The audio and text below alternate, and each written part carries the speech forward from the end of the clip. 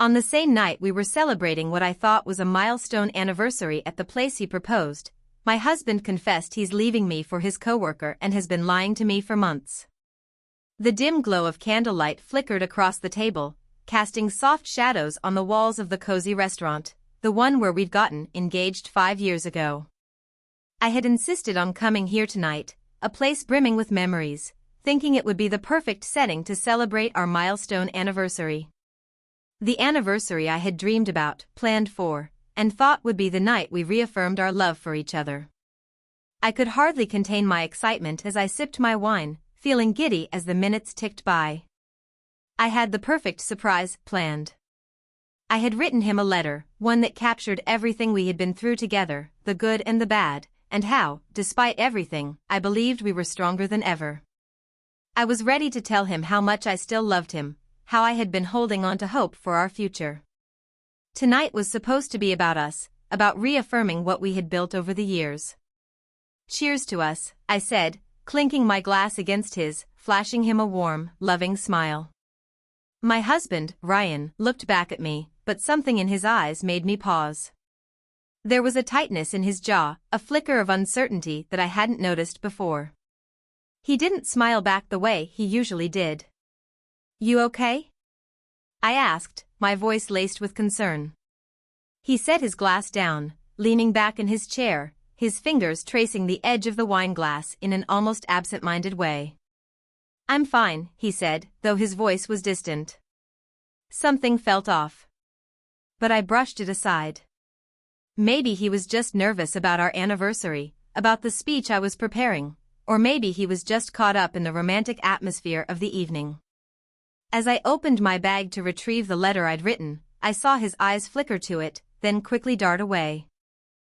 "Ryan," I said softly, holding up the envelope, "I have something for you." He didn't immediately respond. Instead, his eyes stayed fixed on the table, his fingers still playing nervously with his glass.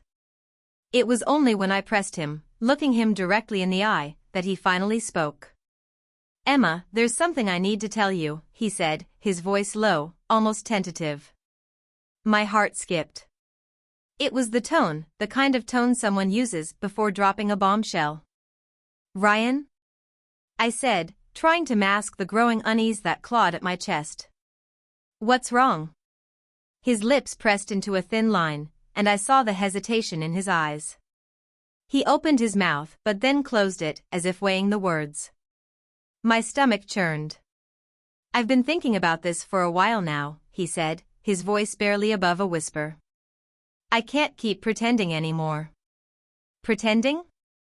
I echoed, confusion clouding my thoughts. "Ryan, what are you talking about?" "We're here, celebrating us. Celebrating everything we've built." He shifted in his seat, then, with a deep breath, he let it all spill out. "I'm leaving you, Emma," he said, his words cutting through me like a knife. My pulse raced, and for a moment, I thought I might have heard him wrong. "What?" I gasped, my voice barely audible. "What do you mean, you're leaving me?" Ryan didn't meet my eyes. He looked down at his hands, as if unable to face me. "I've been seeing someone else for months now." My stomach dropped. The air around me felt suddenly suffocating, and the candlelight seemed to flicker violently, casting shadows across the table like my world was crumbling around me. I don't understand," I stammered, my breath catching in my throat. Who have you been seeing, Ryan?" He swallowed hard before finally admitting it. "It's my coworker. Jenny." "I've been lying to you, Emma." "For months." Jenny. The name hit me like a punch to the gut. I had heard the name before. She was a new hire at his office, but I never thought to question it. She was always just another face in the crowd of his work friends. The woman who smiled at him in the hallways, who brought him coffee, who asked about his day. I blinked, trying to make sense of the words. You've been seeing her? All this time?" Ryan nodded, his face a mixture of guilt and exhaustion. "I'm sorry, Emma. I never meant for it to happen. But it did. And I can't go on pretending like everything's fine between us when I'm in love with her. In love with her. The words burned in my mind, over and over again. In love with her? I repeated, my voice rising with the sting of betrayal. How long has this been going on, Ryan? How long have you been lying to me? He hesitated, then muttered, since early this year. I didn't want to hurt you, but I knew it was only a matter of time before I had to face the truth. My world shattered. The pieces of my once secure life fell to the ground, too many to count. How had I not seen the signs? How had I not known? He'd been distant lately, suddenly working late more often, being too tired for anything physical. But I had chalked it up to stress, to work, to anything but this. I took a shaky breath, trying to hold myself together. And you thought tonight, of all nights, was the right time to tell me this? On our anniversary? At the place you proposed to me? Ryan opened his mouth to say something, but I cut him off.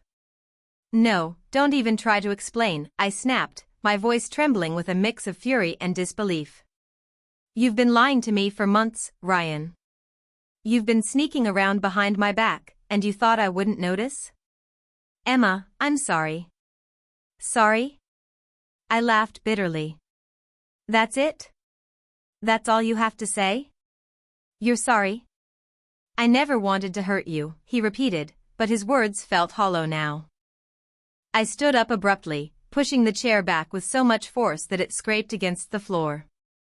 I could feel my heart pounding in my chest, but it wasn't just sadness, it was anger now, an all-consuming fire that I couldn't control.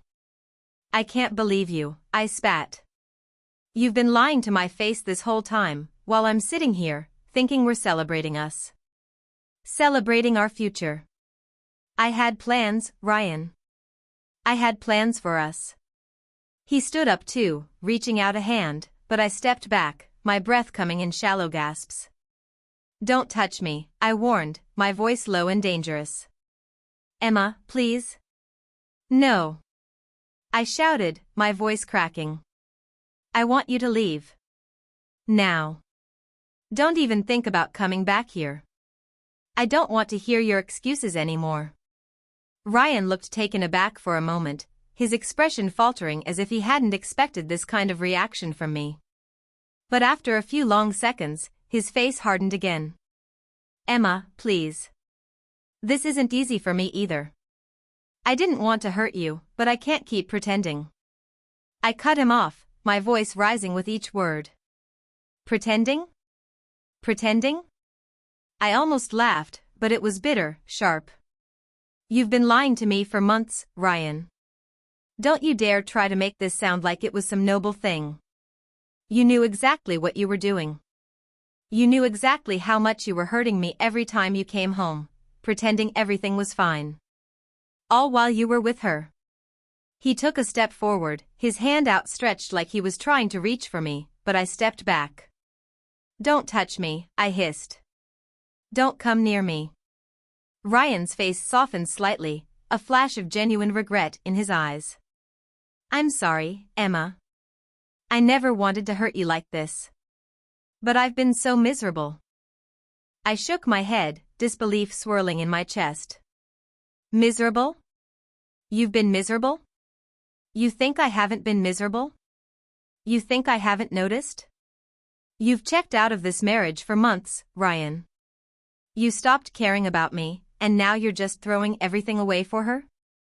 His jaw clenched, and I could see he was struggling with something. But it didn't matter. His struggle wasn't mine to carry anymore. No, I said, my voice quieter but firmer. I want you gone. Now. I don't need your apology. I don't need your pity. Ryan took another step toward me, his eyes pleading. Please, Emma. Don't say that. You're the last person I ever wanted to hurt. You're everything to me. This wasn't supposed to happen. I felt the anger flare up again. You say that, but your actions don't match your words, Ryan. You chose her. You chose to lie to me every day, to make me feel like I was crazy for noticing the distance between us. You chose her. Don't you dare stand here and tell me you didn't. I could see the guilt twisting in his features now, but I didn't care anymore. His guilt wasn't going to fix what he had broken. Emma, he whispered, looking down at the floor. I was wrong. I shouldn't have kept this from you. I thought maybe I could fix things without losing everything. But I've already lost you, haven't I? The silence between us was thick, suffocating. His words hung in the air, but I didn't feel the relief I thought I would. I didn't feel the satisfaction of having him admit what he had done. Instead, I felt hollow. Empty. As if a huge part of me had been ripped away. I don't know if you ever really had me, Ryan, I said quietly, my voice steady now. You stopped fighting for us a long time ago. You just didn't think I'd notice. Ryan swallowed hard, and I could see the pain in his eyes. But there was no apology big enough to take away the betrayal. I'll go pack my things, he said, his voice raw now, more vulnerable than I had ever heard it. I'll leave as soon as I can. I'm sorry, Emma. I truly am. I never wanted this. I never wanted to lose you, but I'm in love with her. And I can't keep pretending. The words hit me like a ton of bricks, but I didn't let them break me. Not now. Good, I said, taking a deep breath and locking eyes with him. I want you out of here. Don't come back. Ryan stood there for a long moment, his body tense, like he was trying to decide whether to say something else, something more. But finally, he just nodded, his face a mask of regret. I'm sorry, Emma. I really am. But it didn't matter.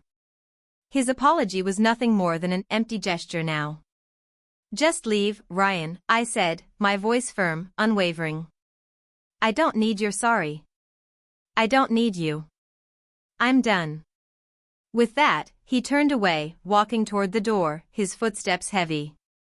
I stayed rooted to the spot, my body trembling slightly from the adrenaline and the force of everything crashing down on me. I heard him pause just before he left, but he didn't turn around. Instead, he muttered one last, goodbye. I didn't respond. There was nothing left to say. As the sound of the door closing echoed through the house, a suffocating silence filled the space between us, between who I thought I had been and who I had become in that moment. The woman standing there wasn't the same person who had walked into this room hours ago, full of hope, full of love. The woman standing there was someone new, someone stronger. I collapsed onto the couch, my hands gripping the fabric as tears finally started to fall. But they weren't tears of regret or sadness, not anymore. They were tears of release. Of letting go. He was gone. And I wasn't sure what the future held for me, but for the first time in a long time, I wasn't afraid to face it alone.